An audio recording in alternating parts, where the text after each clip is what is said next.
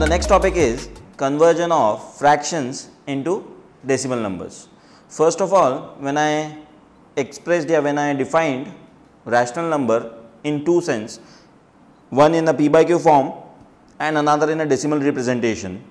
The number which can be expressed in a p by q form, where q is not equal to 0 and p and q belong to the set of integers, as well as p and q are co-prime, such numbers are rational numbers. It can be considered as a p by q form of a rational number, and that can be converted into a decimal format. तो decimal representation of a rational number क्या था? That the decimal representation of a rational number is it is terminating or it is recurring. The definition of a decimal representation of a rational number is either terminating or recurring. So we can convert a fraction into a decimal representation very easily, only with the help of a process called as long division, which you already know, all of you already know. So the first example under that topic, decimal representation of rational numbers.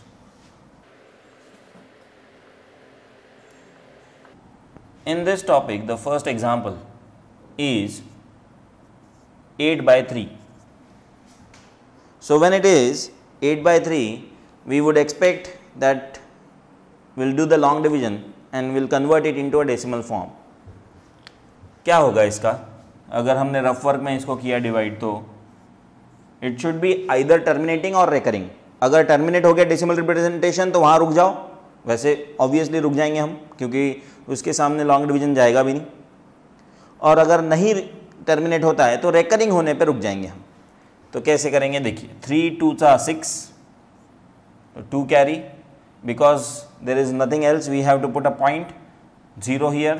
3 6 18, again 2 carry, वापस से 0 आ जाएगा. 3 6 18. तो अब आपको समझ में आ गया कि this is going to be non terminating but recurring. तो इसका डेसिमल रिप्रेजेंटेशन हो जाएगा 2.6 बार. 2.6 बार, बार ऑन 6 का मतलब ये होता है कि this 6 is going to repeat itself. But does that mean that 2.6 बार इरेशनल है करके? नो, क्योंकि decimal representation of a rational number is either terminating और रेकरिंग. तो ये रेकरिंग है ना, ये अपना कंडीशन फुलफिल कर रहा है. टर्मिनेट हो या फिर रेकरिंग हो, दोनों ही केस में उसको रैशनल नंबर बोला जाता है. और अगर वो p by q फॉर्म में रैशनल है तो उसका डेसिमल रिप्रेजेंटेशन रैशनल ही होना पड़ेगा. नेक्स्ट वाला है 42 by 100. अब सेकेंड जो है 42 by 100, इसके लिए आपको लॉन्ग डिवीजन यूज करने की जरूरत नहीं, बिकॉज ऐसे कैलकुलेशंस आपने बहुत बार किए हैं. और इसको आप देते हो आंसर को 0.42, इसको आप लिखते हो 0.42. So now it is not recurring but it is terminating. Terminate यानी रुक जाना, 2 प्लेसेस के बाद रुक गया. 0.42 के बाद there is nothing. So this is also a rational number. So we have successfully represented the rational numbers in a decimal form. Okay, let's go to the next topic. The next topic is conversion of decimal numbers into fraction. Now the next topic is conversion of decimal numbers into rational numbers of the form p by q. पहले हमने p by q से decimal number में convert किया थोड़ी देर पहले, और अब के टॉपिक में हम डेसिमल नंबर से p by q फॉर्म में कन्वर्ट करेंगे. So obviously again we are talking about rational numbers in both the senses, only the way of writing it is different. एक इसको decimal format बोलते हैं, एक इसको p by q form बोलते हैं, but they finally are the same thing. तो 0.15 को p by q form में convert करना है तो it is simple. हमें decimal number हटाते समय हम क्या करते हैं, अगर 0.1 होगा तो हम उसको लिखते हैं 1/10. अगर वही 0.01 होगा तो हम उसको लिखते हैं 1/100. Do you remember that? ये आपने 6th या 7th में कर चुके हैं. तो अब 0.15 है, it will be written as 15/100. It will be written as 15/100. अब हमारे पास 1.25 है, पॉइंट के बाद कितने डेसिमल नंबर्स है? 2. कितने डेसिमल डिजिट्स है डेसिमल पॉइंट के बाद? 2. सो उतने नंबर ऑफ जीरोज नीचे आते हैं, ऐसा हम याद रखने बोलते हैं. तो इट इज़ 125/100 अगेन. अगर हम यहाँ वैसा ही गिने तो 1 2 3 4 यानी it will B 43 upon 1 2 3 4 zeros यानी 10,000, 0.5 बार एंड 1.23 बार, इसको इतना डायरेक्टली हम नहीं कर पाएंगे solve. There has to be a process which has to be followed when we convert 0.5 बार या 1.23 बार इस टाइप के रैशनल नंबर्स को, ये भी रैशनल नंबर्स है, इस टाइप के डेसिमल नंबर्स को जब rational number in P by Q form convert करना रहेगा तो एक प्रोसेस फॉलो करनी पड़ेगी. किस तरह की प्रोसेस, आइए देखते हैं. But for that I need this board clear. 0.5 bar. Now first of all we assume this as x. So let x be equal to 0.5 bar. Very simple process. Pay attention. You will be very easily getting it. x equal to 0.5 bar, which can be also written as 0.5 bar का मतलब क्या कि 5 रेकर हो रहा है. So we can write that 5 n number of times till infinity. जिसमें कितने digits repeat हो रहे हैं इससे कोरिलेट करता है कि मैं किस नंबर से मल्टीप्लाई करूंगा. अगर एक डिजिट रिपीट करता है तो मैं 10 से करूंगा. अगर दो डिजिट रिपीट करते हैं यानी 0.161616, अगर ऐसा कुछ एग्जांपल होता तो मैं 100 से मल्टीप्लाई करता on both sides. Okay, try to understand that कि how we correlate those things. This is just a trick. Process ये है कि हमें एक 5 इस तरफ लेके आना है. क्यों? ताकि आपको ये नेक्स्ट स्टेप मिल सके. तो मैंने आपको ये ट्रिक बताई कि कितने कौन से नंबर से मल्टीप्लाई करना. तो यहाँ पे एक डिजिट रिपीट हो रहा है तो एक जीरो वाला जो नंबर है यानी 10 उससे मल्टीप्लाई करेंगे तो हमें मिलता है 10x इक्वल टू एक 5 इधर यानी 5 पॉइंट, बाकी का तो क्या समुंदर में से एक बूंद निकालने समान है कि एक 5 इधर आने से इधर कुछ कमी होने वाली है क्या? नहीं, ये अब भी इन्फिनिटी तक रेकर होते जाएगा. अब सबसे इंपॉर्टेंट चीज कि ये 5.555 so on up to infinity can be written as 5 plus 0.5555 so on up to infinity. और ये 10x अपने जगह पे as it is. अब this can be written as 5 plus 0.5 बार, क्योंकि इसका मतलब तो वही होता है कि 5 रेकरिंग यानी 0.5 बार, और ये 10x. तो हमने 0.5 बार का यहाँ पे एक फ़ायदा उठाया इन दो स्टेप्स में कि एक 5 यहाँ निकाल के भी वो वहीं रहता है. ये फ़ायदा उठा के हम यहाँ अब सब्सटीट्यूट करेंगे 5 plus x. So 10x equal to 5 plus x, x इधर आएगा तो you will get 9x equal to 5 यानी x इक्वल टू 5/9 यानी x इक्वल टू कितना आया 5/9. You started with x equal to कितना 0.5 bar and that same x is equal to how much now 5/9. So you have manage to express 0.5 bar in a p by q form. You have managed to express 0.5 bar in a p by q form by writing 5/9. Solve करके देख लो कि 5/9 को या 5 को जब 9 से divide करेंगे long division से तो आपको समझ में आएगा कि आंसर आ रहा है 0.5 बार. है बढ़िया. So this process is important. ये समझने के लिए आपको कई टीचर्स मैकेनिकल अप्रोच बताएंगे कि ऐसा ऐसा ऐसा ऐसा करो, बट क्यों ऐसा करो, क्यों ये स्टेप्स इन्वॉल्व है, मैं आपको वो बताना चाहता हूँ. ट्रिक्स तो इन्वॉल्व है ही, no doubt in that, but वो भी उसके पीछे का रीज़न क्या है ताकि आपको ये स्प्लिटिंग कर सके आप. और ये स्प्लिट अगर हो सका तो आप उसी का फ़ायदा उठाओगे जो आपको क्वेश्चन में दिया है कि x इक्वल टू 0.5 बार. उसी का फ़ायदा उठा के हम ये x इक्वल टू 5/9 ला सके. सही बात है कि नहीं? Okay, so let's go to the next question. इसके बाद हमारा नेक्स्ट क्वेश्चन था 1.23 बार ऑन 2 3. धीरे धीरे हम इसमें आगे बढ़ते जाएंगे. सो 1.23 बार ऑन 2 3. वापस से I am just explaining you the process. बाद में मैं मैकेनिकल अप्रोच भी बताऊंगा जिससे आपका क्वेश्चन थोड़ा जल्दी सॉल्व हो जाए, ये पूरी प्रोसेस ना फॉलो करना पड़े. सो 1.23 लेट अस अज्यूम, थोड़ी सी जगह छोड़ देता हूं आंसर के लिए. Let us assume that x is equal to 1.23 bar on 2 3, which can be further written as x equal to 1.2323. पहले मैं 0 के साथ कर देता हूँ ताकि एकदम आपको मुश्किल ना जाए. 0.232323 so on up to infinity. ठीक है. अब आपको मालूम है कितने डिजिट्स रिपीट हो रहे हैं? 2. तो इस बार आप 10 से मल्टीप्लाई करेंगे क्या बोथ साइड्स पे? नहीं. 2 डिजिट को रिलेट करने वाला 2 जीरो वाला नंबर कौन सा होता है? 100. तो 100 से मल्टीप्लाई किया तो 100x इक्वल टू हमारा आएगा 23.232323 so on up to infinity. ये हो गया आपका 100x equal to this. Now 100x equal to we can write it as 23 plus जो हमने ये सब क्यों किया, ताकि हम इसको स्प्लिट कर सके. स्प्लिट करके जो नेक्स्ट पार्ट मिले हमें 232323 वाला, जिसको हम आगे चल के 0.23 बार ही लिखने वाले हैं, वो मिल जाए इस जगह पे. और जैसे ही वो मिल जाए उसकी तो वैल्यू है x, so it can be written as 23 plus x. So 100x is equal to 23 plus x. x इधर आएगा, so 100x minus x equal to 23, that is 99x is equal to 23. x is equal to 23 by 99. x is equal to 23 by 99. So you have managed to express 0.23 bar as 23 by 99 in the P by Q form. Simple? बढ़िया? Very good. Write it down. Now let us see the next question. Little bit of a higher level. 0.23 बार के बजाय 1.23 बार. क्या फ़र्क पड़ता है decimal point के इस तरफ कोई नंबर रहने से? आइए देखते हैं. पहले लॉजिकल और बाद में मैकेनिकल अप्रोच. सो इसको पी बाई क्यू फॉर्म में कन्वर्ट करना है. Let X be equal to 1.23 bar on 23, which can be also written as 1.232323 so on up to infinity.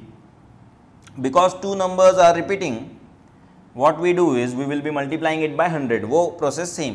So it comes out to be 100x equal to 123, क्योंकि दो digits इधर आएंगे, ये भी 100 से मल्टीप्लाई होगा क्योंकि.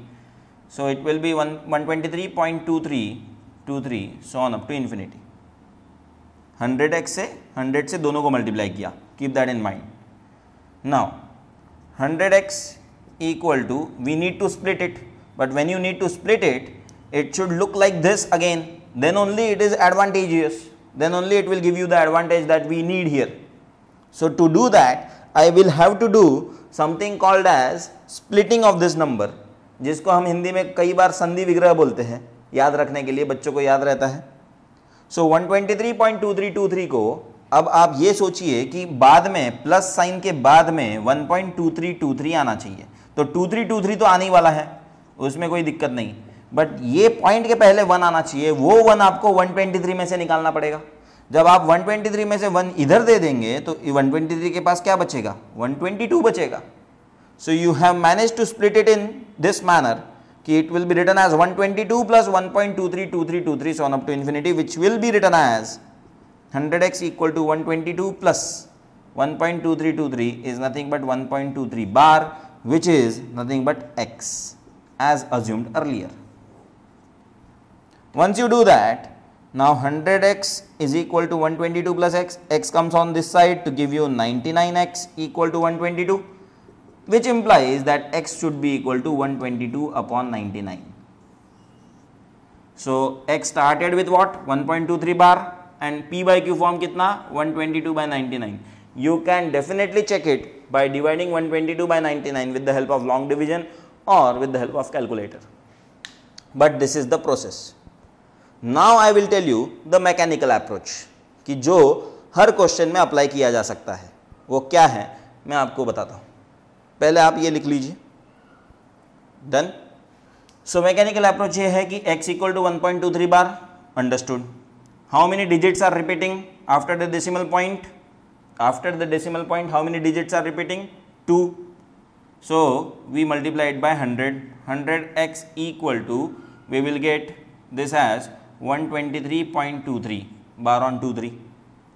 Now we have to see from our assumed equation and the new one after multiplying by 100, from these two equations can we get rid of 0.23 bar? Point के बाद वाला जो हिस्सा है, can we get rid of that with the help of these two equations?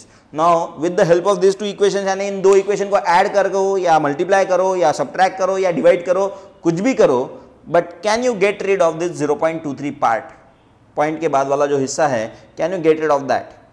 If you can get rid of that, then do that with these two equations. So according to me, I think by subtracting equation 1 from 2, I am going to get rid of the recurring part. So obviously subtracting smaller quantity from larger, subtracting equation 1 from 2. तो इस mechanical approach में भी एक थोड़ा logic मैंने बता दिया. So 100x that we want to get rid of 0.23 bar, ये लॉजिकल पार्ट हो गया उसका. 100x equal to 123.23 bar on 23. Subtracting that equation 1 x equal to, अब 1 यूनिट्स प्लेस पे इसलिए इधर 13 के नीचे 23 बार सामने. सो 0.23 बार माइनस 0.23 बार, डेसिमल के बाद वाला हिस्सा कट. 123 माइनस 1 कितना 122. 100x माइनस x कितना 99x इक्वल टू 122. तो x इक्वल टू कितना 122/99. Same answer, same answer. Process little bit easier. Understanding? Very good. Will go to the next question as next level questions कि जहां पे decimal के बाद 2 3 पे नहीं सिर्फ 3 पे ही अगर रिकरिंग रहा तो कैसे करेंगे. Sort of those questions as well. पहले आप ये समझ लीजिए. हो गया? Now the next question under this topic would be 0.32 bar on only 2. Fourth one 0.32 bar on only 2. So as we used to follow the steps, first of all let x equal to 0.32 bar on 2. Now how many digits are repeating and how many digits are not repeating, such decisions you will have to take. So first of all, if we are following a mechanical approach, first of all you have to understand one thing, that at least once both the numbers which are visible to you should come on the left hand side of the decimal point. To do that I will have to multiply by 100. So 100x would be giving me equal to how much? 100x would be giving me 32.2 bar, because 0.32 bar gets multiplied by 100. So it would give you 32.2 bar. I hope you understand that. Multiplying by 100 on both sides. After we do that, the next thing would be 100x equal to 32.2 bar के बाद next step would be कि how many digits are not repeating?